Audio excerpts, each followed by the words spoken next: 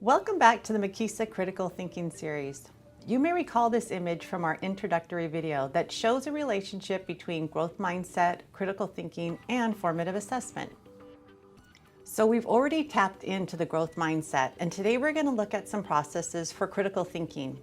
But before we get started, take a moment to think about and respond to these self-reflection questions on Resource 1. What is your current understanding of critical thinking?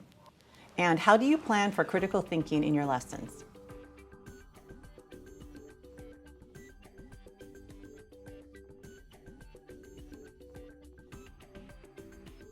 So we're lucky to have access to a lot of great curriculum, but it's important to know that we can't rely on the curriculum alone to help students develop critical thinking. Standards and performance objectives are generally subject-specific, and they don't necessarily set the expectations for students to use complex reasoning or to make meaning on their own. And so this is where teachers come into play. With some innovation, teachers compare content objectives with different critical thinking processes to provide students a variety of opportunities to engage in critical thinking. So let's see how one teacher has done this with a 6th grade geometry lesson. So as you watch the lesson, look for examples of students using complex reasoning and look for examples of students making meaning on their own. So go ahead and view the video on your own using the teaching channel link provided.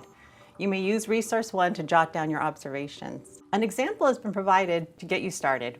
When you're ready, let's meet back here to debrief.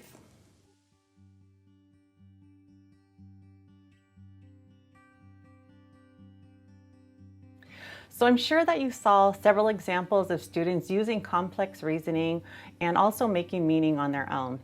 But before we continue, I'd like to introduce a few critical thinking processes that are going to help us to make connections to the things that you saw in the video. They are: apply a concept to a new context, devise a plan or approach to a problem, evaluate solutions to problems, and draw conclusions or generalizations.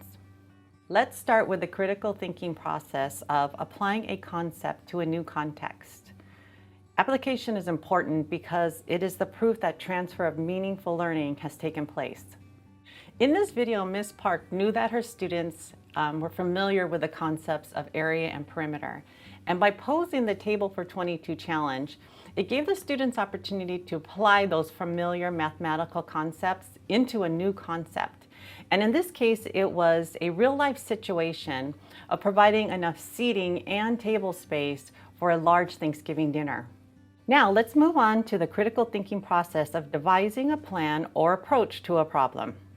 So in the lesson, Ms. Park introduced the challenge, she provided criteria for the task, and she also went over the important information that students would need to be successful as they worked in their small groups to come up with their own plan. So the teacher provided the support, but the students did all the thinking on their own. As the group shared, we saw that they used a variety of approaches to the problem. And you may recall that one student had described what her team did, and she said that we studied the rectangle and then wrote down all the possible ways. Next up is the critical thinking process of evaluating solutions to problems. Evaluation is one of the highest levels of thinking because it involves self-regulation and metacognition. Although it was subtle, we saw the teacher prompting students to evaluate their own solutions. So, for example, as a group of students discussed the 1x10 table, the teacher asked, "Is that one that will hold the most or the least amount of food?" And then with another group, she said, "That's a bigger area, but will that hold 22 people?" In both cases, we saw students thinking about their methods and verifying their solutions. Let's look at the critical thinking process of drawing conclusions or generalizations. Generalizations are powerful because they help students make sense of the smaller, more isolated tasks and understand how they fit into the bigger picture. Near the end of the lesson, the teacher prompted students to make a generalization about area and perimeter. And she asked, "Can somebody make a statement about area and perimeter that describes what we learned in this activity?" And one student made a generalization. He said, "The perimeter can stay the same, but the area can change." So in this lesson, we saw that with intentional planning, the teacher created multiple opportunities for students to engage in critical thinking.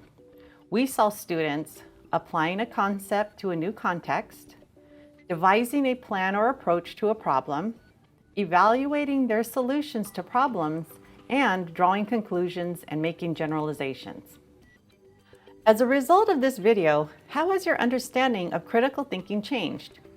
Take some time to review your most recent lesson plans.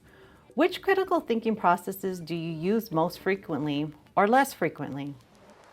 And what might be your next steps? Reflect and complete your action plan using Resource 2. So today we looked at just a few possible processes for critical thinking. And in the next few videos, we're going to really elaborate on these and other critical thinking processes. Thank you for joining us, and we'll see you next time.